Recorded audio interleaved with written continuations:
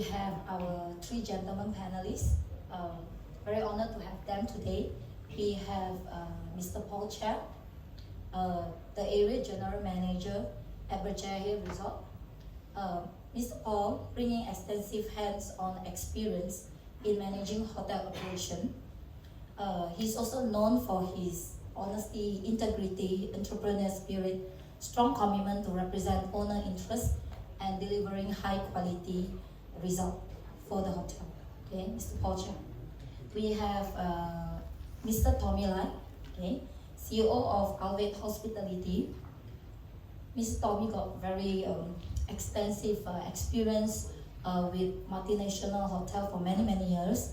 Mr. Lai expanded the Cherry brand and led luxury brand project in Saudi Arabia, rejuvenating and transforming historical landmark into stunning hotels. I think you all can visit the website. It's really great hotel. Okay, and we have Mr. Yap. Okay, Mr. Yap Singh is the CEO of Riyadh's Hotel and Resort. Mr. Yap also leads a dynamic hospitality group that blend homegrown strength with global ambition. And we will have more. We will see a future more and more hotel in South Asia, led by Mr. Yap Singh. Thank you, gentlemen, for today's presentation. Now, I think I'll proceed with the first question. I would like to invite Mr. Tommy first. Sure,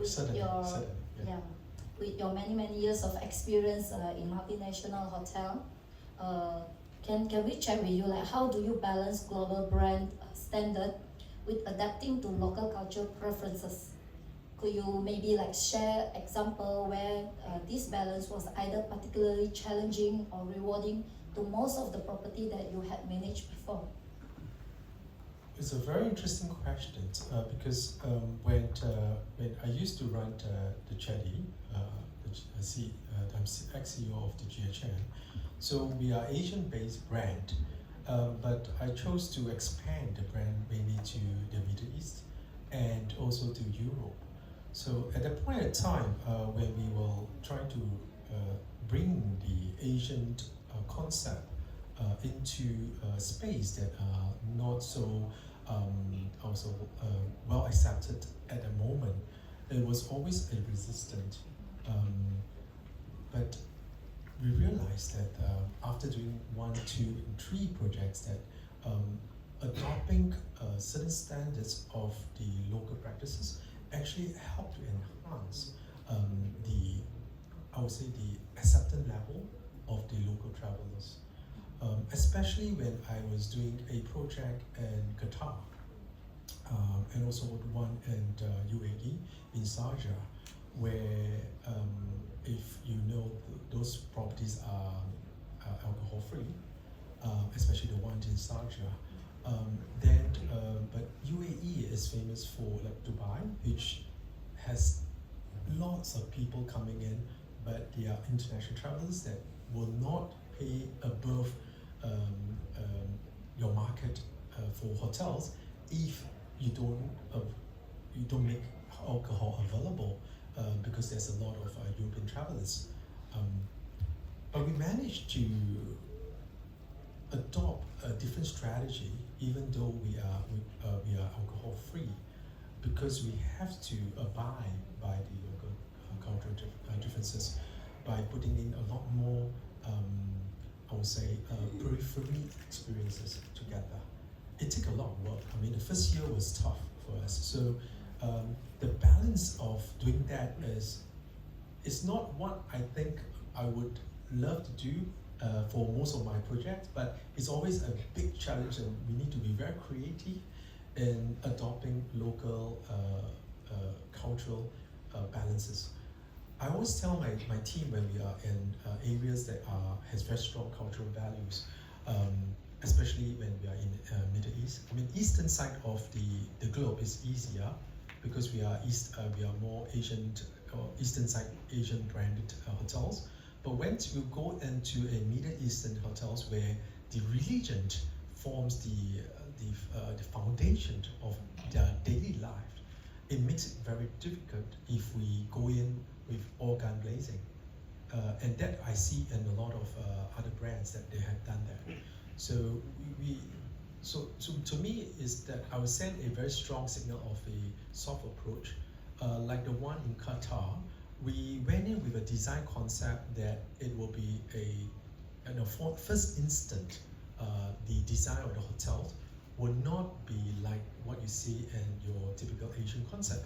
We will take it as what is the importance landmark of that location, which is a Mughal empire moving away and becomes a Middle East empire. So that concept that we hold very tightly, and then we implement that concept into the hotels with all the deco based on the Mughal empire in Qatar.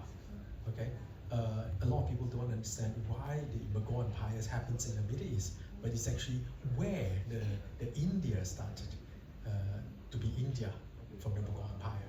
But that has a significant in the whole of Middle East.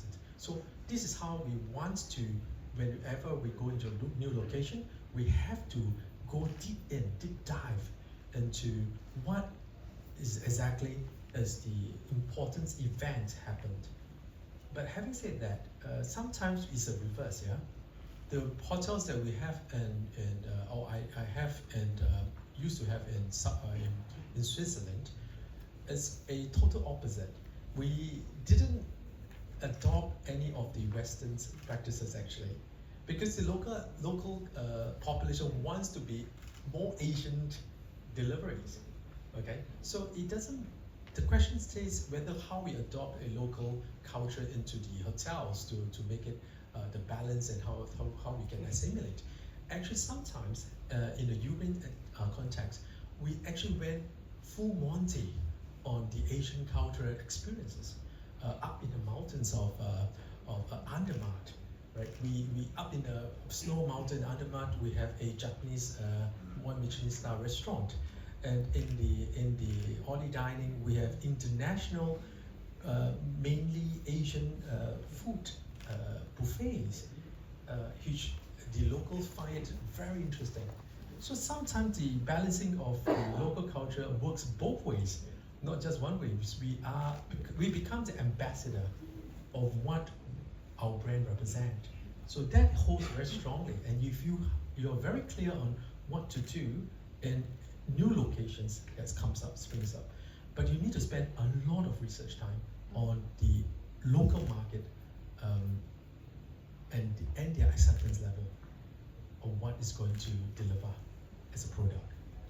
If I can add on to that, right, I think that there's one term that we can use here. You have global, you have local. What we have adopted is adopting the local concept. You're global, you're local, but you're also global. We as hotels and resorts, we are going through the process now. We have adopted the brands from Zhejiang Hotels from China. They are the second largest hotel chain in the world. We are bringing some of the brands to Malaysia. We're going through the process of localizing the brands into Southeast Asia. Although China and Malaysia and Southeast Asia, we are still Asian, right? A little bit smaller than Tommy's scope there. But there will be a need to localize the brands to a certain level. But the brands will always insist that when I walk into the hotel, I want to recognize the brand. That's the first thing you need to know. You must recognize the brand first, then the localizations comes in from there, so that you can also feel the local culture. I think that's part of the things that we need to adopt. Yeah, I do agree, because currently I run my own, I co-founded a new hotel group called Elevate Hospitality, which is a partnership with Dawson, Dongsheng, which is the 5th largest in China, owning 3,800 hotels, running 3,800 hotels. So likewise, it's similar. So I saw the product as good, but the narrative is very homogeneous. If you ever work with the brands like say from China, they are very homogeneous in their target market. They're unlike what we see in Southeast Asia. We have multi-races, so they only provide things that they are comfortable, which is one race, the Chinese race. So you can't take wholesale product from that location and try to implement it globally, because you only target one race, one cuisine. They done it very well. Okay, But the problem is that when you come to Malaysia, Singapore, Indonesia, you have like 4 races, right? And then you have to, like we say, localizing. So I do agree that there's a certain degree of brand enhancement sometimes, because they have to understand that we have to step down on certain things, then bring up certain things, right? We shouldn't be looking at Chinese brand like Jinjiang or Dongzhen as Chinese, because likewise, if you look at Marin, then it will be like US brands, but you can't see it that way anymore, because the whole climate globally has narrowed. Everybody is connected now, so all the brands that are come up for any location can be international if you tweak it correctly. So I totally agree on the part of my panelists doing the same thing that what we are also doing. Okay, thank you so much. Mr. Paul, perhaps you would like to share with us in terms of Berjaya Hotel and Resort. I believe that you have like multiple property in Philippines, Japan as well, right? Sure. How do Berjaya work on this? We're talking about guest satisfaction as an extension to what my fellow panelists have mentioned. Guest satisfaction, as we know, is our bread and butter, but as an extension of what has been mentioned, all of us operators, owner-operators, actually have been evolutionizing this particular part of our product, besides the general civil product. So again, it's actually balancing global standards, corporate standards, together with local nuances. So ultimately, in general, the key word here is localized adaptation. Again, I hear this a lot, localized adaptation. Standardized excellence, because there are certain core standard expectations that you can't run away from, And of course, for me, for ours, it's a data-driven insight as to what we can collect in terms of market information. So coming back to the balancing of global standards and local nuances, cultural customization. We tailor-make amenities, for example. Just give an example. We have 34 hotels throughout various countries. Yeah. So not to go too far, just to make it edible. Over in Berjaya Hills, we're very close to Bentong. So just a little example of amenities that we give besides the normal fruit basket, which I think is rather boring because we've been doing this for the past 37 years. So what is synonymous over in that area is actually ginger. For some reason, Bentong is very popular with ginger. So we position ginger candy, ginger drinks, and whatever is local to that area. So it gives you that identity that we are in this part of the world. And same thing like in Penang, our properties in Penang, we give them tau sa pao, not tau sa pao, sorry, tau sa pia. Sorry, my Hokkien going awry being from Penang, I apologize. So other than that, it's all regional preferences, like in Japan, we have hotels in Japan. So the tea ceremony is an option when you visit our properties in Japan. So I think in a nutshell, that is what we do in terms of pretty much satisfaction. The other thing which I feel is very important, which we have asserted quite assertively, is the language and communication. So in every areas of our properties, there's language and communication. Multilingual staff to actually vocalize and to ensure that we give a taste of what is local. And of course, our digital content has to be localized as well. So end of the day, there's a seamless interaction satisfaction that people can, customers can actually participate in. Moving forward, we're also looking into the unified service philosophy. This is fairly interesting, which I think is nothing new, but it's just a reimagining of what has been around for a very long time, but with different interpretation. Core standards, which is non-negotiable. I mean, core standards, every one of our properties follow the general core standards that is required. You can't run away, whether you're in Japan, whether you're in Iceland, or whether you're in Malaysia or Philippines. Things like cleanliness, safety, responsiveness to feedback is there. There is a SOP, there is a fundamental SOP there. However, the empowerment of staff to go beyond the basic SOP is also an assertion of what we are trying to achieve. Otherwise, it appears to be mechanical. That's the way we look at it. And needless to say, of course, there is the staff training. I think basically the training on the core competencies have been built and will always of course, then there's the feedback matrix. The feedback matrix basically pretty much will go down to real-time feedback, direct sentiment analysis. This is where we review our platforms, where everybody gets panicked when we get 1 point in TripAdvisor. Everybody starts jumping up and down. So as an example, this is what is core to what we do now. So then there's also the guest satisfaction score, touch point, that means upon check-in, on dining, and also the repeat guest rate. I guess to me the repeat guest rate would be the core analysis of how well we are progressing in terms of customer service.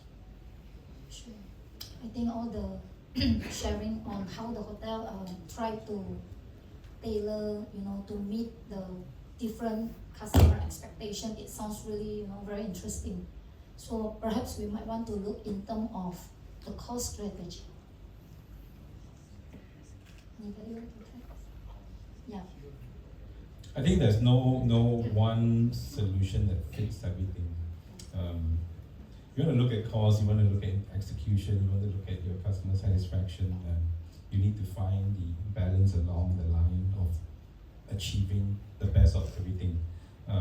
It will never be perfect. Along the way, we talk to a lot of owners, we talk to a lot of investors. There are two types of owners, investors. Ones, they are very hands-on, they own the hotels, they want to get involved, they want to know every bits and pieces of the operations. They're very conscious. They are always breathing at the back of the neck of the management company. You have to control every single cent that's being spent, regardless of what you achieve out of it, what is the actual conversions after that.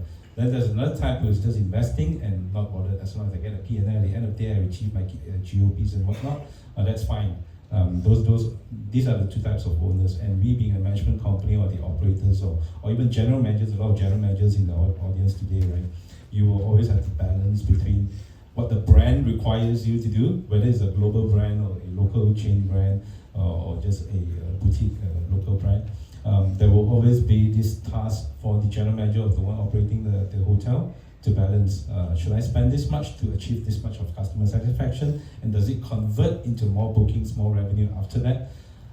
There's no one formula that works for everything. It depends on the hotel. Whether you're located right in the city center of Kuala Lumpur, right in Jalan Pang, or whether you're in suburbs, in Bangi and so on, or you're in Langkawi or in Penang, it's different.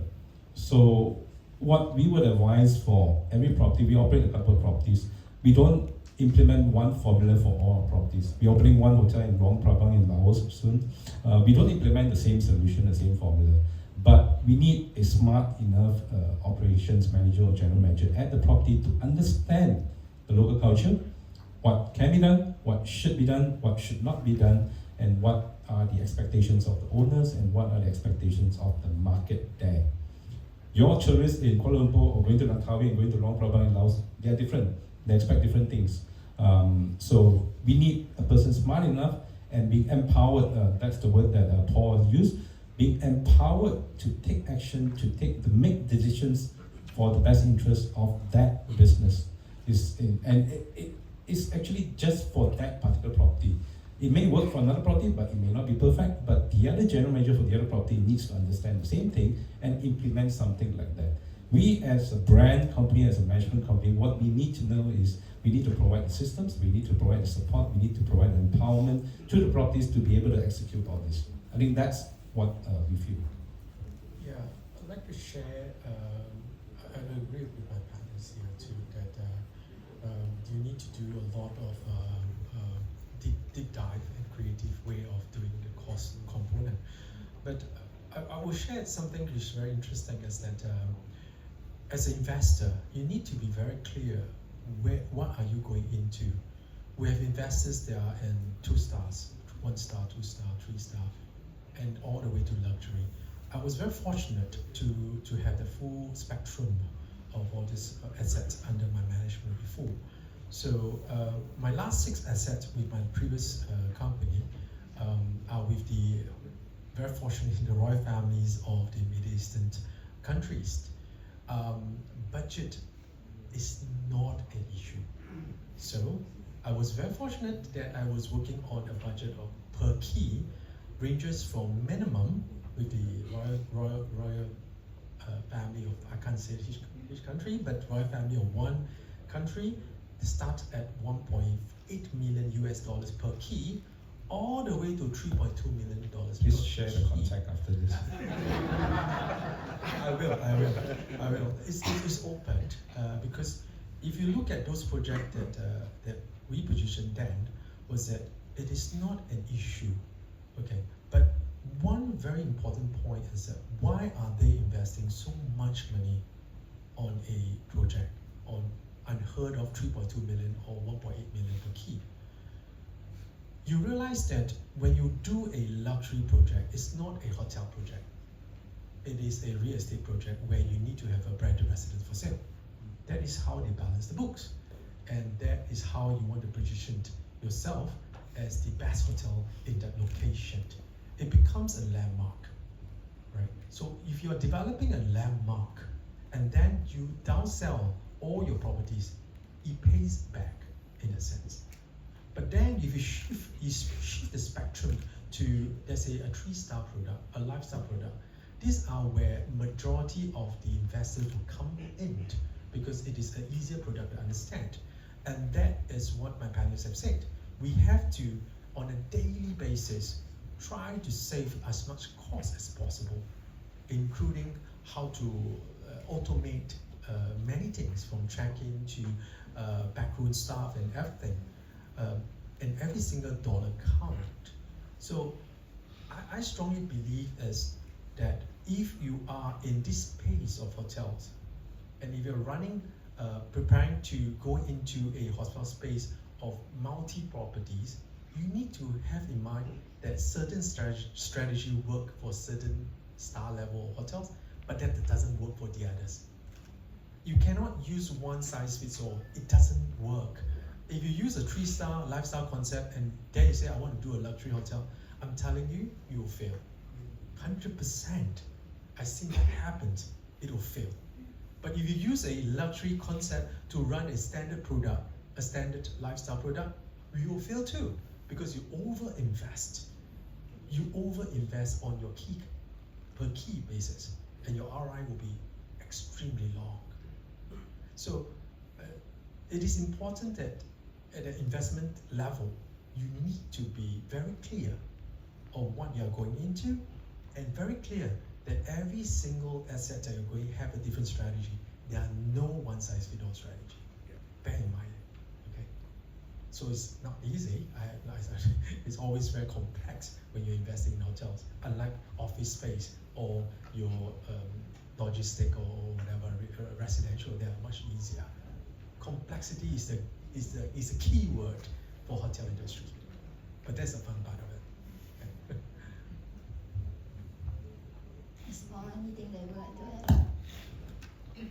I think basically it is what we have discussed. I think when running a business, especially like hospitality industry, right, the biggest challenges that we are facing today is mainly more on the employability side. In fact, myself, I'm from employability, right? So, with the growth of technology, from the investment perspective, right? Do you see that there is a possibility where technology will replace the human, in managing the hospitality sectors in future? We just had this topic last week in another conference. Yeah, Exactly this is the what same I topic. think. This is what we all want to know. Yeah. And but I like this audience better because most of you are GMs and not so much of owners and investors. Because owners investors will look at it the other way. You tell them you need to invest into the system, they will ask you how many manpower can I cut. I guarantee you, every GM here has gone through that. You want to buy a system, you want to buy something, you buy a technology, they'll say, oh, can I cut one manpower here, cut one manpower there. But I think what we need to understand is that the technology or the AI or whatever it is, right, it's not there for you to reduce your manpower, but it's to make it more efficient, make it more productive, and make it possible for your hotel to scale up faster and better. The capability of a human brain is limited. We can only process so much data up to a certain point and at a certain speed. But technology and AI helps you do that much faster. Previously, many years back, when we were in the hotels, when we look at room rates, right, we probably adjust them once a week or twice a week at most because we just couldn't get so much data. There weren't so much data for you to collect and process, and you can't process that much that fast. But now you can literally do it automatically with the proper and the right system. It can be done automatically in the system, dynamically, and you can, even if you want to do it manually, you can do it every hour, every half an hour, any one time that you like. So I think we need to understand whether you're owner, you're GM, or you're operator, or you are revenue managers sitting here, you need to understand that technology, don't be afraid of technology, don't be afraid of the systems, make use of them to make you better and make your hotel better. And you need to send this message all the way up to the owners and say, yes, I have this and this and this, and I've generated this much to you. I'm telling this to my revenue managers who are sitting here as well. You need to generate more revenue for the hotels. And that's how you deliver the message. Don't just say you want a system, you want to use a system to make things easier. It's not to make things easier, it's to make things better. Yeah, I think that is what it is going to happen. Right. Of course, the outcome of having that technology is that you reduces. It's still that outcome. It reduces a certain level of manpower. Definitely, if not, you won't implement, right? But I would like to emphasize on not just the headcount. Headcount is one of the biggest impact. I was speaking in one of the wellness forum, and we're talking about how does this AI comes into, and you know that wellness is the buzzword for hospitality now in today's world, and longevity is another buzzword within the wellness realm. So I was talking about this, and AI came into play. The idea of AI coming into wellness is very important, because imagine at a wellness level, just bring it another level down. Let's say at a treatment level, you need to train people that do a certain kind of treatment, and then your manpower is very constrained by the training you give. Not on your housekeeping part. Housekeeping is quite straightforward, but as a train of a therapist, it's very hard to dish out certain treatment. But the AI comes in, and we are there's one project I'm working on, pre-asset management project, master planning, and I'm putting in that part of it where we are offering multiple wellness programs. We're able to do that because of the amount of information is available to the therapists now. That means the therapists are trained in this one, but they also can specialize in, say, TCM. So if we have, and that program is available, that we want to put in some part of TCM, generic TCM, it's hard to train somebody that are into TCM overnight. But with a AI enhancement, we can actually get one or two staff trained within a month to be able to dish out TCM methodology because of AI, right? Because of information, because of many things. So this is what my panel said, how it enhances your value creation.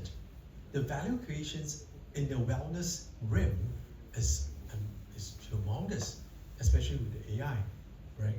And the VR, because that you can actually immerse yourself into that space. I'm just using TCM as an example, but there's tons and tons of practices that you need to practice for years and years. Now you can actually shorten it.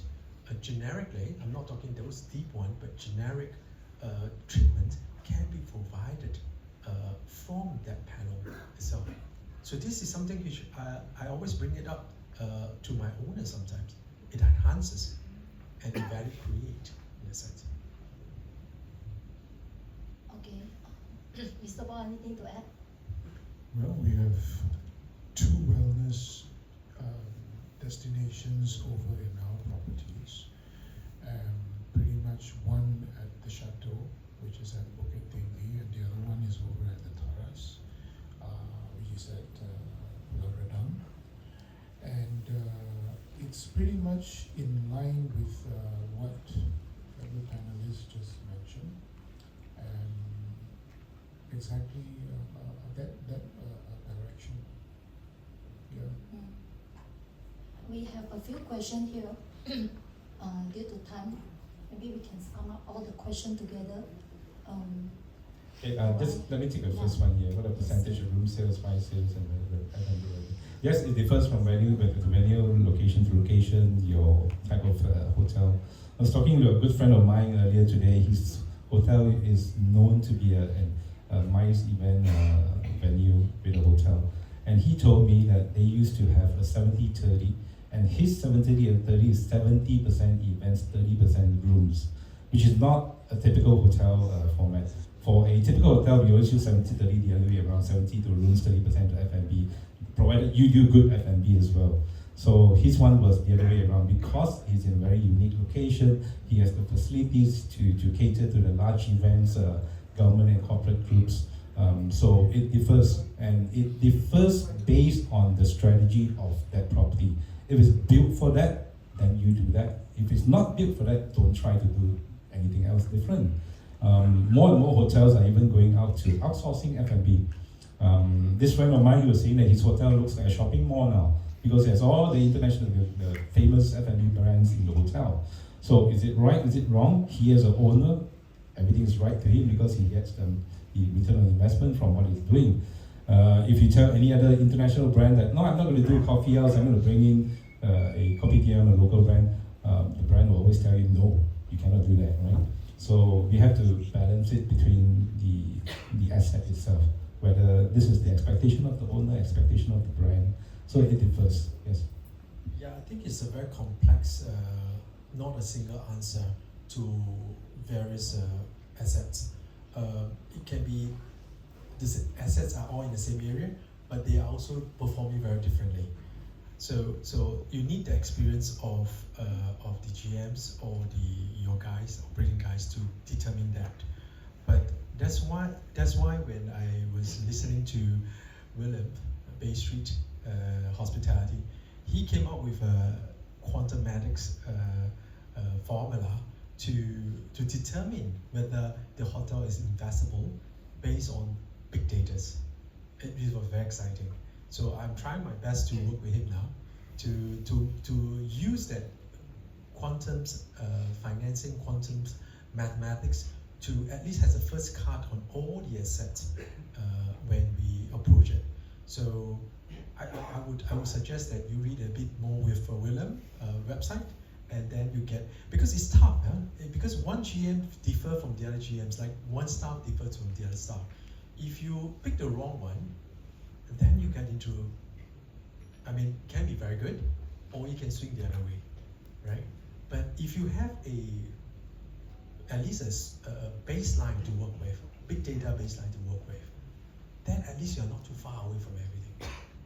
And that's critical, not getting too far away, rather than there's nothing to base on, okay? Yeah, this is what I come to understand. in this complex industry. Maybe you can pick up. No, I think the two questions there are quite similar. The one that says return on investment of 5-star hotel, and the next one is reduce. There's a reduction in investment in 5-star properties, and there's a question up there as well. You can take these two together. First and foremost, the biggest issue here in Malaysia is that the term 5-star. We have a 5-star hotel that's selling at 200 ringgit ADR and another 5-star selling 2,000 ADR. They are both 5-star. This is the problem with the system, which unfortunately I was part of the system before this. I was part of the panel that did the system for Malaysia. So you can achieve your 5-star and not be a international 5-star. So the return on investment of 5-star property, it differs. And it goes back to what Tommy mentioned, the two types of investors. Are you investing in the real estate or are you investing into a hotel business? Growing popularity at the moment is leasing a property, turning into a 5-star, giving you a good return on investment. The target, of course, anything around 5 years, you get your money back from leasing the property, and then you make your profits after that. But at the end of the day, you're not tied into assets, you're not tied in any loan. That's a model that's gaining popularity at this moment. Owning an asset, real estate, that's a different game. Your return on investment is the day you sell the property. Not from the operation, but from the day you sell the property. So if you get a good price, even second year, third year, fourth year, it can be any time. You get a good price to sell the property, you make money back, that's your return on investment. So that's the short answer to this. Any more questions? Would you like to take?